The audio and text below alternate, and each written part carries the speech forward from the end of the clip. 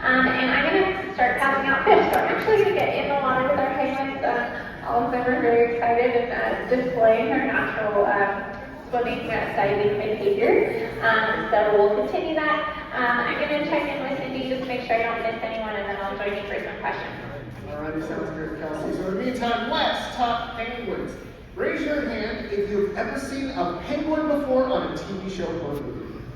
Yeah, so pretty much the vast majority of everyone here. Now, if you think about the penguins you've seen in those forms of media like Mr. Popper's Penguins, Happy Feet, or March of the Penguins, think about the habitat you've seen those birds living in, and then compare to what we're seeing here.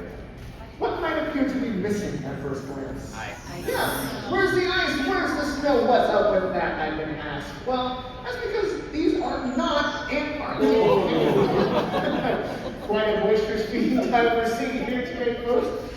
These are actually African penguins that you find along the coast of South Africa and Namibia. And I have a picture of what their habitat looks like.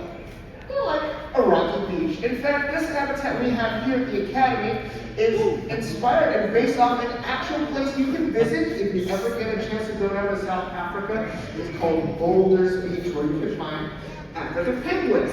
So penguins as a whole are spread throughout the southern hemisphere. We have, of course, Antarctic penguins like emperors, gentoos, chinchillas, and adelies, but they're found on other continents.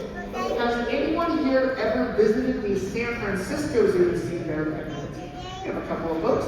And at first glance, those penguins look a lot like ours, but they're actually a different species. Although one that is closely related, they're called Magellanic penguins, and alongside Humboldt penguins, you find them in South America. You have a few species around Australia and New Zealand, including the smallest penguin in the world, the aptly named little blue penguin. And the furthest north you will find penguins is actually around the Galapagos Islands, so right around the equator. But any further north past that, you will not find penguins. Now, even though our birds are living in a frigid, cold environment, as we can see here, they act and behave just like any other penguin, right? Look how fast they are swimming under the water. They're using those wings as flippers. They have a fusiform-shaped body that just means they're shaped like a football, making them very hyperdynamic. They have that classic black and white tuxedo look.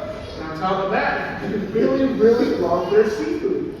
Our penguins here can eat somewhere between 4 upwards to 20 pieces of fish every single day, and that's the rough equivalent of about 14% of their body weight. So that would be if the average person ate about 450 shalom balls, those delicious soup wings, or about 10 million pizzas every single day. That's a lot of food.